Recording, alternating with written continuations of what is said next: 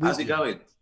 We were good. We were just, before you came in, we were just playing this Tom Cruise meltdown, which I didn't think was that big a deal. And I'm sure being on as many sets as you've been on, have you experienced, not with him, but have you had one of those, or have you seen one of those happen?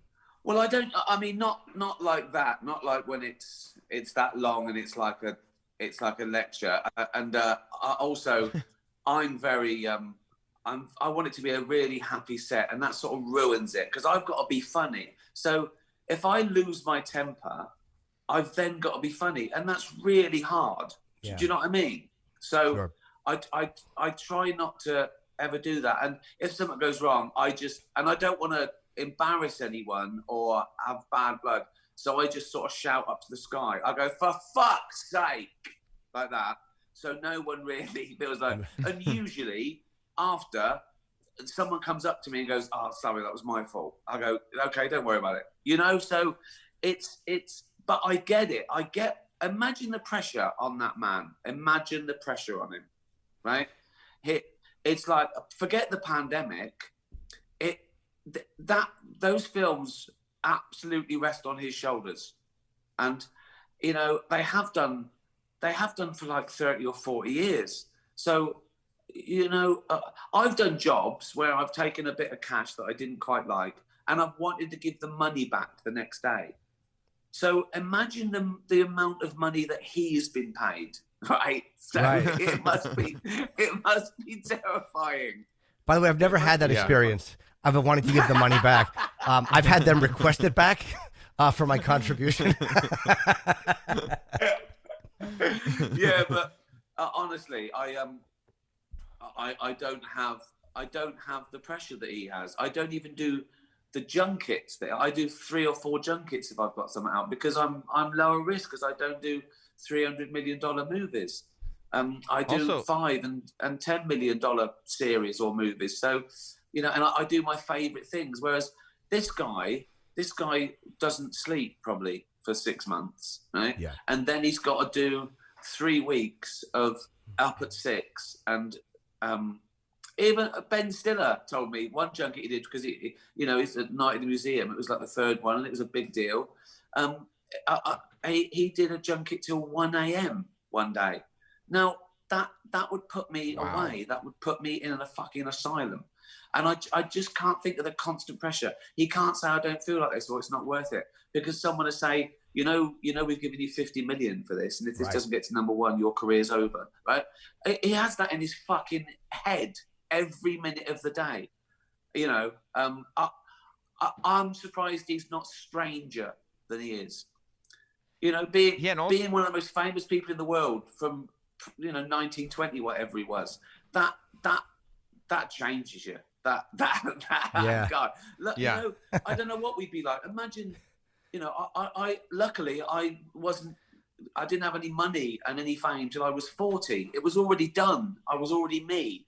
But imagine that, right. And it's still nowhere near the league that Tom Cruise is in and inhabits, right? For 40 years, whatever it is.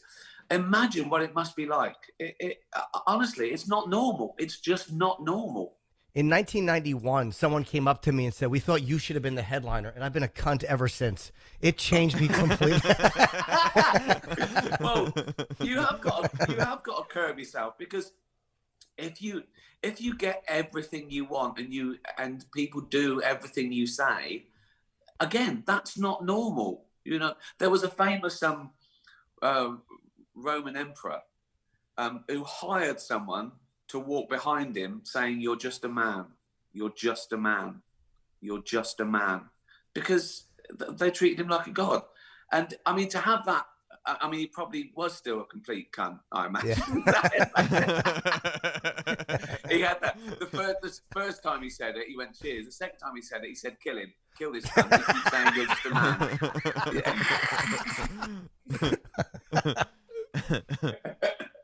I know, it is strange. Also, never mind firing people for not wearing a mask.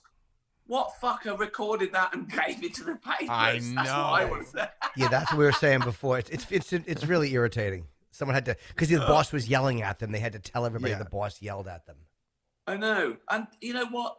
Honestly, things like that happen, or everyone, someone goes, "Oh, be careful," or "That's a mistake." Oh, okay, let's try again. You know, everyone's. You've got to. There's got to be discipline. I always see both sides of it. I always see both because you know I've been on both sides of it, and some people take the piss, and I don't know what. Do you know what it was? I assume it was someone walking in without a mask or something. I don't know.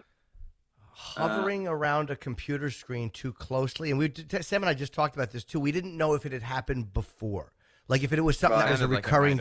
It did, right? It sounded like. Mm-hmm. Oh, it must have. I mean, no one does that the first time someone gets too close to a computer. Do you know what I reckon? I'd heard stories. He'd seen them. He'd told them. He'd warned them.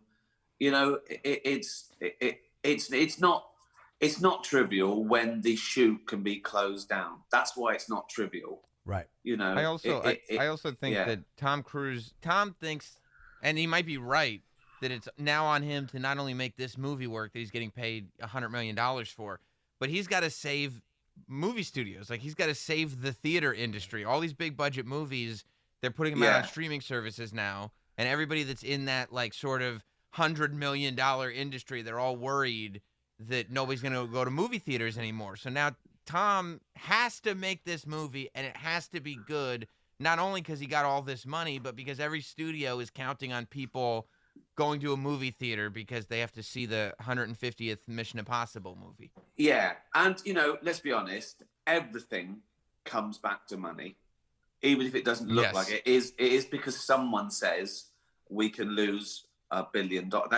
Everything. Yes. Everything, you know, power, everything comes back to why? Well, because this is how much money's involved. And honestly, that trickle down pressure from that sort of money, it must be, well, look what people do for money. Anything. People do anything for money. So there's always a jeopardy when there's that sort of money around. Honestly, I just wouldn't want it. I wouldn't. And that sounds weird, but no, it's not. I can't see how that's a good life. I really can't. Let me ask you, because we talked about this before too, about the things Tom Cruise does stunt wise. What do you think, like, the insurance is for that? Like, how do you get? Because everything has to be insured on a set. How do you get an insurance company to sign off on saying, we'll cover this guy jumping out of a plane, or we'll cover him running down the front of the Burj Tower in Dubai?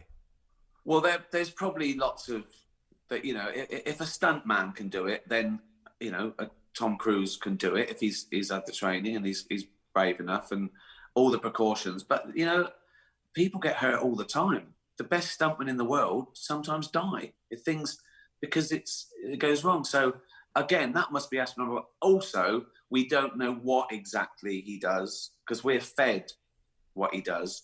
We don't know how dangerous those stunts are. I remember my first film, right? The first lead film, Ghost Town, right? Can't believe I got it, right? And I think it was the second day I had to walk in front of a car that screeched to a halt. And I went, what if he doesn't stop? And David kept went, what do you mean? I went, well, what if he doesn't stop? He went, well, he will stop. I went, well, you say that, but it's no good. It's no good me being on the floor saying, told you so. And he started laughing. I went, well, I get it.